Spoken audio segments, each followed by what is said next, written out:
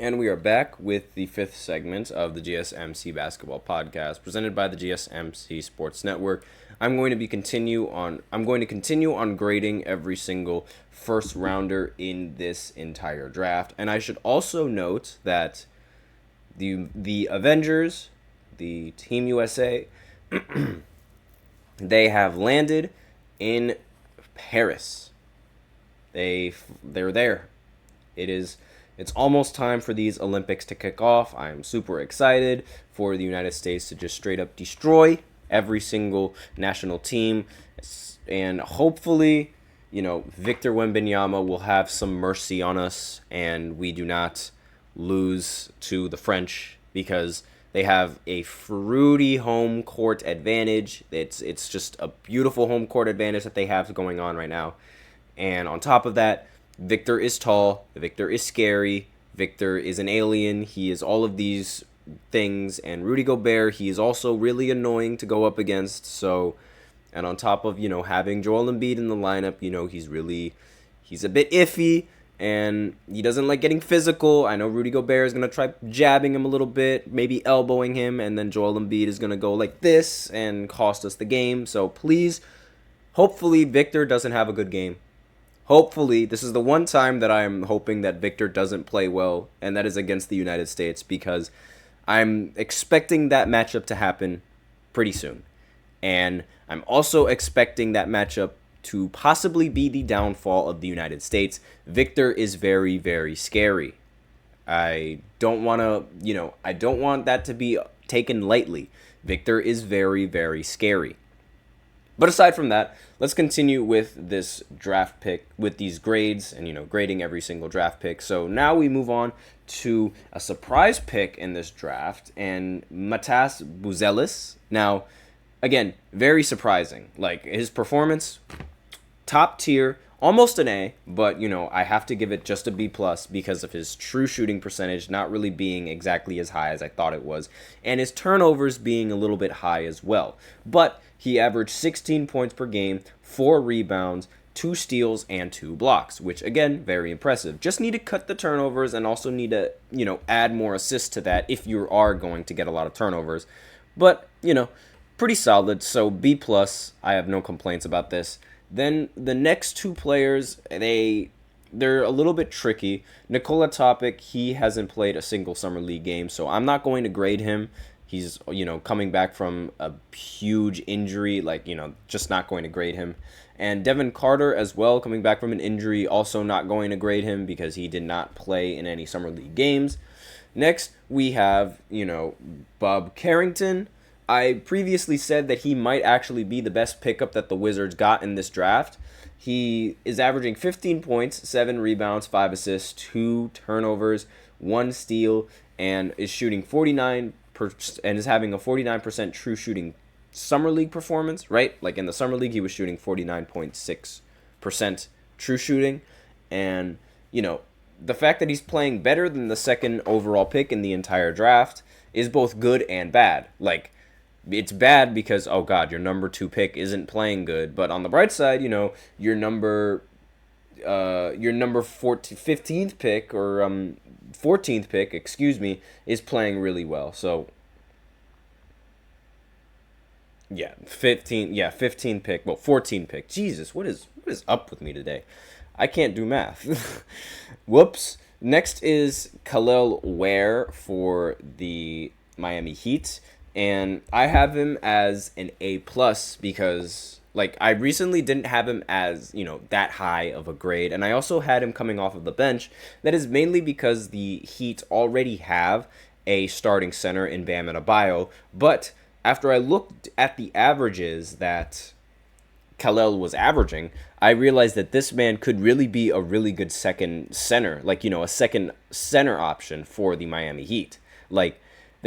He averaged 18 points, 8 rebounds, 1 assist, 1 steal, 1.5 blocks on 66.7% true shooting. This is very good. The only thing that I could really see a problem is the lack of playmakers from Miami hindering his performance. But aside from that, very good pickup. Next is Jared McCain. and he is arguably one of the more controversial players. But despite the fact that he paints his nails, I'm still going to give him a B plus. He averaged 13 points, 5 rebounds, 2 assists, and 42% true shooting from the field. Well, true shooting, excuse me. And he's expected to be the backup to Tyrese Maxey. So again, B plus for a solid 13 point per game scorer. It might diminish in the regular season, but still B plus for now. We'll see how it goes into the regular season. And next we have arguably the biggest steal in the entire draft, Connect 4, Dalton Connect, the 17th pick in the entire draft. And he's averaging 21 points per game, 5 rebounds, 2 assists, 2 turnovers on 53% true shooting, and 1.7 steals per game.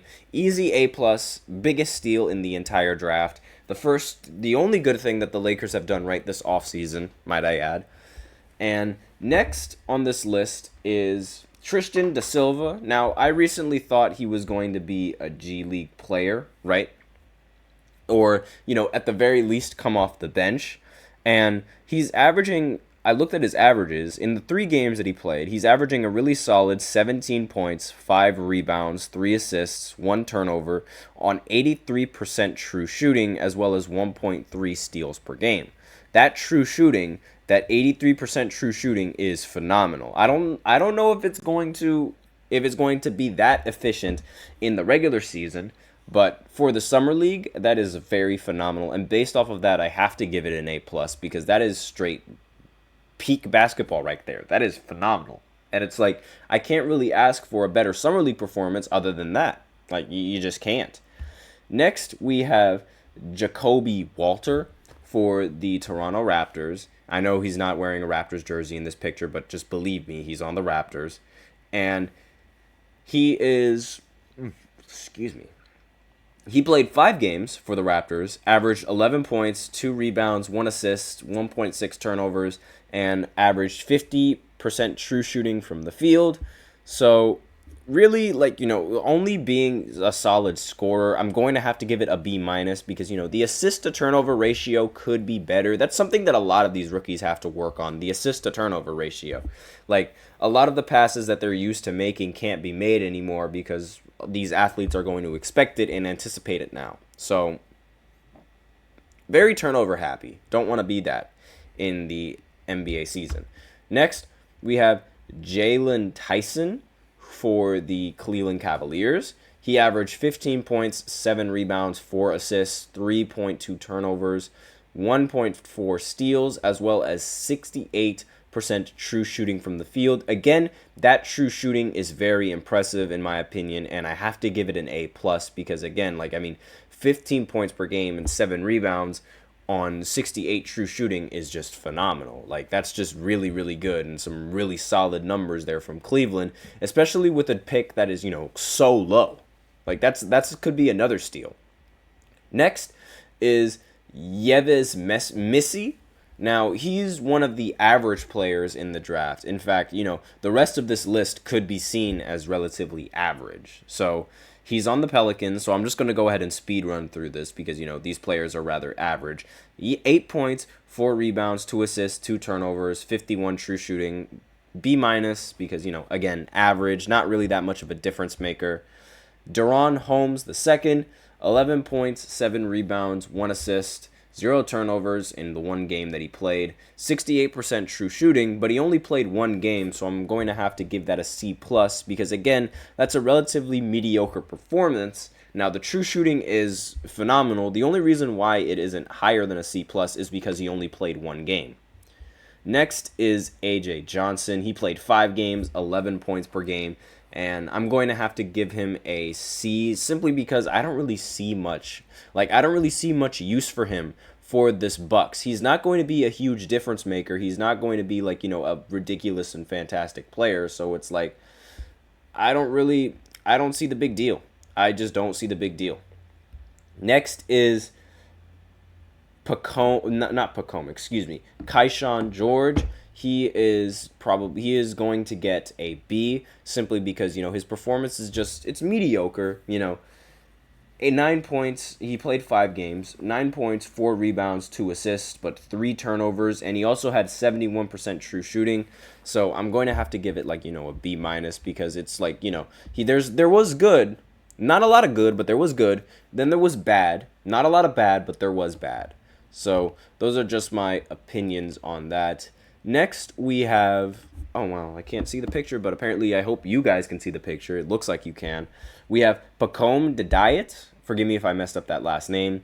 Again, another average player, 5 games played, 6 points, 4 rebounds, 1 assist, and 38% true shooting. Gonna have to give that a D plus because that is just really, really bad. And I also don't really see how he's going to fit on the Knicks roster. Next player on this list is for the Oklahoma City Thunder, Dillon Jones, 14 points per game, 6 rebounds, 2 assists, 2 turnovers, and 43% true shooting. I don't see how he will fit with the rest of the team. I feel like the rest of the team already has a proper rotation, but he could bring some competent scoring coming off of the bench. He is really solid. Again, the stats that I'm looking at, relatively solid. Gonna have to give it a B minus just because of the solid stats. Next player is going to be Terrence Shannon Jr.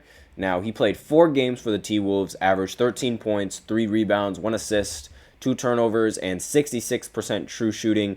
Based off of the true shooting and, the points per game average and the production, I'm going to have to give it a B+.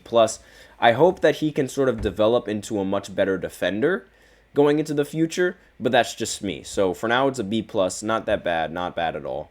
Next is Ryan Dunn. He's one of those meh players. I said he was going to be in the G League, and 5 points per game, 3 rebounds, 1 steal, 1 block, 35% true shooting.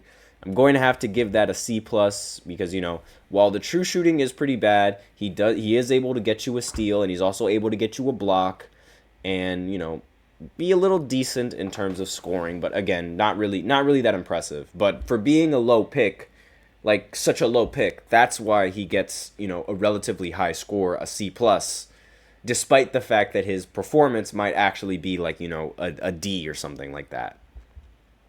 Now, Isaiah Collier for the Utah Jazz, and he played for USC, the same college that Bronny came from. He is going to get a B. In the 4 games that he played, averaged 11 points, 4 assists, 4 turnovers, 3 rebounds, and was 46% true shooting. Again, not really a difference maker for the team, but in a team that's rebuilding, I have a feeling that I think this is a B grade because again, rebuilding, so it's not like they're expected to win right now. Now, unlike the Celtics, a team that's expected to win right now, Baylor Shearerman, again, forgive me if I completely botched that name. He is going to play, he played 5 games, and I believe I said he was going to be in the G League, but I could also see, a role where he's starting just based off of these stats because he's averaging 11 points, 5 rebounds, 3 assists, 1 steal, 1 turnover, and 51% true shooting. For being the last pick in the first round, this is incredibly solid performance, and I'm going to have to give it an A because, again, this is just very, very solid. Like, for the last pick in the draft, pretty nice. So that is all I have for this final segment, and that's basically it for the entire podcast for today. Thank you so much for tuning in to the GSMC Basketball Podcast presented by the GSMC Sports Network. Your support means a lot to us, so remember to subscribe to the show, leave a positive review. It really does make a difference. We also invite you to follow us on Facebook, Twitter, TikTok, and Instagram for more content and updates. As usual, please remember to use the link in the description to get your comments recognized or the link displayed below the ticker on every show segment. It is gsmcpodcast.net. Helps the show, makes it much more interactive between myself and you guys. That is all I have for you today on this show. Thank you so much for tuning in. I am your host, Nelson. Have a wonderful day, and as always, take care.